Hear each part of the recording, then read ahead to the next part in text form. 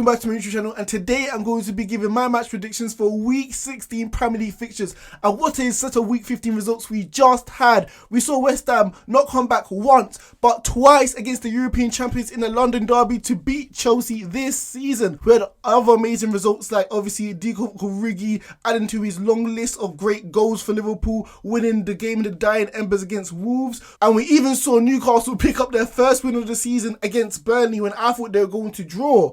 But let's just hope for more goals, more drama, more entertainment in this week of 16 Premier League fixtures, and it's going to be amazing. We got the living legend Gerrard coming back to Anfield in his first appearance against Liverpool, obviously as the manager. We got other amazing games like Chelsea versus Leeds, two great managers clashing with each other as well. So like I said, let's just hope for more goals, more drama, more thrills. But before going into this video, you know I'm going to say, make sure you guys like, comment and hit that big subscribe button right there.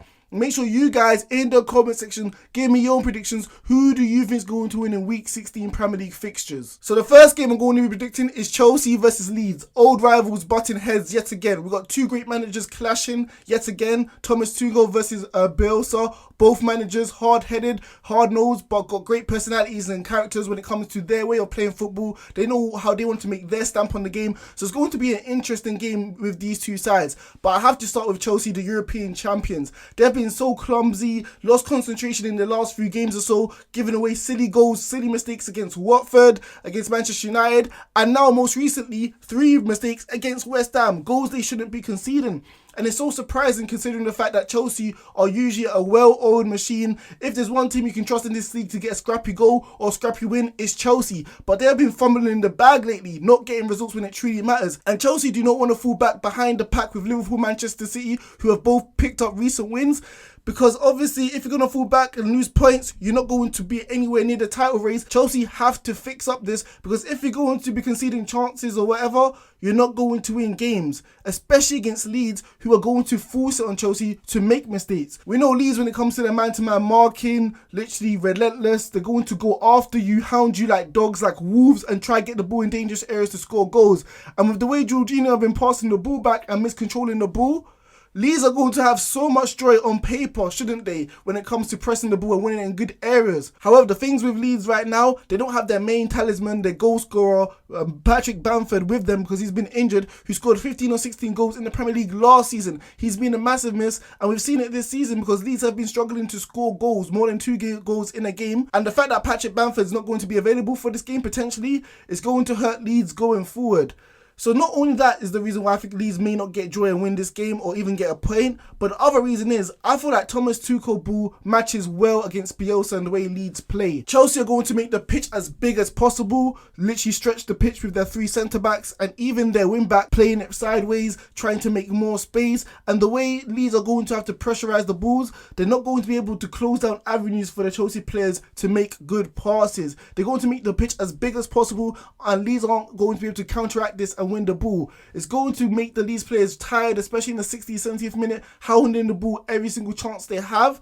So I just feel like it's going to be dangerous, and I feel like eventually Chelsea will break this Leeds side down. So going into this game, I'm not going to say it's going to be easy for Chelsea, but I do expect them to win, to bounce back, especially since the poor individual mistakes they've been making. I feel like they're not going to be complacent as players, and Thomas Tuchel is going to drill it in their heads. We can't keep making mistakes, and there's no better side to try and improve your concentration levels, like I said, because Leeds are just going to hound you until the last minute. So going into this game, I'm going to be predicting a 2-0 victory for the home side Chelsea at Stamford Bridge. So the next game I'm going to be predicting is Manchester City versus Wolves. And it's going to be a very good game. We got one of the best attacking teams in the league and defensive teams in the league, let's be fair, Manchester City, going up against the Wolves side, who in recent games have been keeping clean sheets. Maybe not against Liverpool, but up to a point of the Origi goal, they were defending very well, solid, compact as a unit, as a team, and Liverpool found it so hard to break them down. But going into this game, let me just start with Manchester City. The performance against Watford was absolutely phenomenal, exquisite, world-class, out of this world, marvellous. Honestly, it was breathtaking to watch at times. The way Grealish was playing in between the lines, making it so difficult for the defenders knowing when to go towards him or to when to drop off and give him space. Yeah, Bernardo Silva had an amazing game, scored 2 goals, proving that why he's one of the best midfielders in world football in this current form. Foden and Sterling holding the whip for Manchester City, doing those great crosses, which was a threat for Watford for most of the game. It was absolutely marvellous, and Watford could not get close or go toe-to-toe with Manchester City. And like I say, when Manchester City in that sort of mood, that sort of hunger, that sort of attitude, no team in world football pretty much can stop them. It was absolutely marvellous to watch. And to be honest, in all honesty, Manchester City should have battered Watford by more goals. They had so many opportunities they missed. Players like Grealish, players like Gundogan, they had chances literally from 6 to 8 yards out and they couldn't score. Manchester City have to fix this up, especially going against a Wolves side who I've just said have been consistent when it comes to defending as a team and as a unit. Wolves have made it tough for any team which plays against them, playing as a low block, solid, consistent when it comes to defending. Literally, they made it so hard for Liverpool to use their whips of their wing backs, because every time Trent or Robertson was trying to get a ball in, there was always a man to block it. And we know how Manchester City at times love using the whips, and Wolves have a chance to neutralise this threat. You're not playing against Watford again. Watford gave you so much space, so many opportunities, so many avenues to exploit. Wolves are going to defend much better as a unit. Liverpool struggled going to Molineux, and I'm not saying Manchester City are going to struggle as well, but if you're complacent, if you think you're going to battle Wolves, it's going to be a different story, because at this moment they're one of the best defensive teams in the league. So Manchester City must fix up their finishing, otherwise they may be caught in a 0-0 draw in the 70th minute, and you never know what can happen. Potentially Wolves can snatch a goal. However, I don't feel like Manchester City are built of this sort of makeup. I feel like they will not be complacent. I feel like Pep Guardiola will drill it in their heads to try and improve the team, because obviously he's not one of those managers who rests on his laurels. He's always looking to improve, and he knows their finishing is something they need to improve on. So going in this game, I think Manchester City are going to win. I can't see Wolves holding down the Manchester City side to a 0-0 draw, and we know Wolves have been struggling to score goals in the last 3 or 4 games or so. So I'm going to be predicting a 2-0 victory for Manchester City at home. So the next game I'm going to be predicting is Liverpool versus Aston Villa, and what a storyline, what a narrative we're going to have. Steven Gerrard, the greatest ever Liverpool player in my opinion, returning to Anfield, but as the opposing manager. It's going to be an emotional night. It's going to be absolutely amazing seeing him return, but it's unfortunate that he's not coming back as one of the Liverpool players or even a staff member or even the manager. Hopefully he'll be there one day, but obviously that's all in the future, and his career as a player is all in the past, so we have to focus on the right now. And going into this game as a Liverpool fan, I am very happy, considering the fact that we were able to beat Wolves away from home at Molineux when so many teams have been struggling to score goals there in the last 3 or 4 games or so. I'm not saying it was vintage Liverpool. I'm not saying we battered them 4-0 or 5-0. We created millions of chances and we should have won 5, even though Jota missed so many sitters. But at the end of the day, I feel like Liverpool all season have been struggling to win ugly, get in the grind, be gritty, win games they shouldn't be winning, because we've been blowing teams out, whether they're at the top like Manchester United and Arsenal, or whether they're at the bottom like Watford, beating them 5-0. It doesn't matter. Liverpool have been blowing teams away.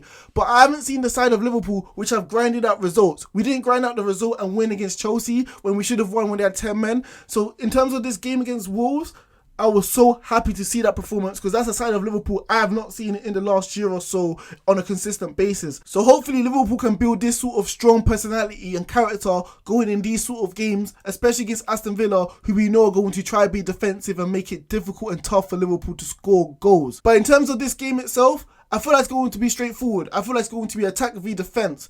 In Steven Gerrard's last 2 or 3 games or so, we have seen him average around 36 to 37%, and he's been playing teams like Brighton, playing teams like Crystal Palace as well, teams where you think potentially, going against teams potentially where Aston Villa have the better players, you'd think Steven Gerrard will want to make the stamp on his game, try to be in the front foot. But however, he's just sat back and countered. And I think it's not going to be that much difference against the Liverpool side away from home, where this is probably your only avenue if you have any chance of winning the game. I feel like Steven Gerrard may potentially favour more pacey wingers on the width as well. Players like Bailey, players potentially like Ashley Young might come into the mix, especially since we know Liverpool's fullbacks love flying forward, and it's going to give gaping holes for the Aston Villa players to take advantage of. But at the end of the day, I just don't see Aston Villa holding Liverpool at bay for 90 minutes and not conceding a goal.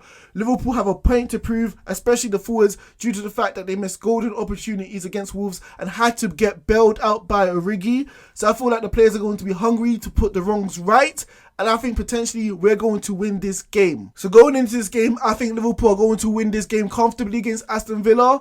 I feel like we'll get an early goal. Potentially Salah, Jota will redeem himself. So I'm going to go for a 3-1 home victory for Liverpool at Anfield. So the next game I'm going to be predicting is Burnley versus West Ham. The clash of the Clareton blue sides, obviously. But going into this game, obviously, I'm not going to say I'm looking forward to it because potentially both teams don't play an attractive style of football on the front foot. But it's going to be an important game for both sides. And let me just start off with West Ham. What an amazing, phenomenal, marvellous victory against Chelsea in the London derby at Olympic Stadium. And what a result. The fans were up for it. And let me just start with the fans. I did not think I would see the day where the Olympic Stadium would potentially maybe become sort of a fortress, because obviously in the early days it just felt like the fans were too away from the pitch. It just felt like 50,000-60,000 the fans weren't going to be able to fill out the stadium. But at this point, the stadium has been absolutely the 12th man in terms of West Ham winning games at home. West Ham have been performing marvellous this season against the big six side, big seven if you want to talk about them. Teams like Leicester, winning. Teams like Tottenham, winning. Teams like Liverpool, winning. Teams like Chelsea, winning. Teams like Manchester City and Manchester United in the Capital One Cup, winning. They've been performing so well against the top six sides that potentially they have a stake to claim that maybe they can finish in the top four if they can keep this up. But I'm not worried at this point with West Ham when it comes to the big six sides. I'm not worried about that because we've seen them do it this season. The thing I'm worried about when it comes to West Ham is when it comes to these little sides, these teams lower than them, teams like Brighton when they draw, teams like Wolves when they lose away from home. These are the sort of games where the players are going to have to be able to get themselves up and psyched for these sort of games so they can win this game, so they can continue their top four pursuit. I know it's not going to be the same attractiveness, the same sort of vibe versus a team like Manchester United and Liverpool, but you're going to have to step up in these sort of games when it's not as colourful, it's not as pretty, it's not as, oh, I'm going to be on Sky Sports Super Sunday. You're going to have to get yourself up for these sort of games. And I know it's very simple analysis, but I feel like this is where this game is going to be won. Because we know, obviously, West Ham are the better side, the better players, the better manager, the better everything against Burnley. It's just going to come to, are West Ham going to be complacent going against Burnley? Because they've seen teams all season beat them, wipe the floor with them. Potentially they think they're just going to wipe the floor with Burnley, but we know at Turf Moor they can potentially be a difficult side against West Ham. West Ham have shown this season, like I said, to play lower to their lower side teams and play higher to the higher side teams. So going into this game, I'm still going to predict a West Ham victory. I think David Moyes is going to stay level-headed like he was in his interview after the game against Chelsea that they didn't perform well, and tell his players, look, if you want to be playing Champions League football at the Olympic Stadium, we're going to have to beat these teams because there's only 6 or 7 teams better than us who we can play up against. And the lower sides, there's so many. So if we keep dropping points against them, we're not going to finish in the top 4. So in this game, I think West Ham are going to win in a hard-fought victory, potentially a set-piece goal, 2 of them. But I'm going to go for a 2-1 victory for the away side, West Ham. So the last game I'm going to be predicting is Norwich versus Manchester United. And Manchester United, let me just start with them, came off a good victory against Crystal Palace.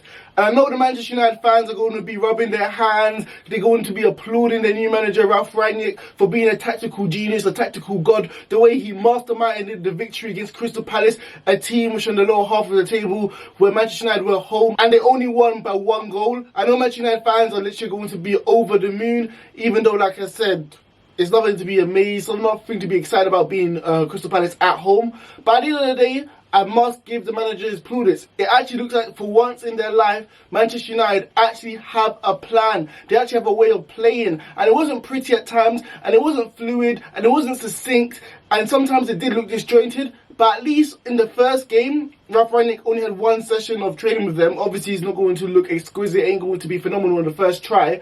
But at least in the first time, you actually knew what they were trying to do. The new style of play, playing a 4-2-2-2, looked like it can work, and looks like there are signs to develop it. But it still looks like it's in the right step forward. The way Fred naturally looks like a box-to-box midfielder, doesn't have that cam right in front of him, not giving him that space to go back and forth, literally intercepted and giving the ball to Ronaldo or Bruno Fernandes. And then you got Ronaldo and Rashford leading from the front, pressurising the ball, showing that at times they were able to be a threat against the Crystal Palace players who tried at times to play out from the back.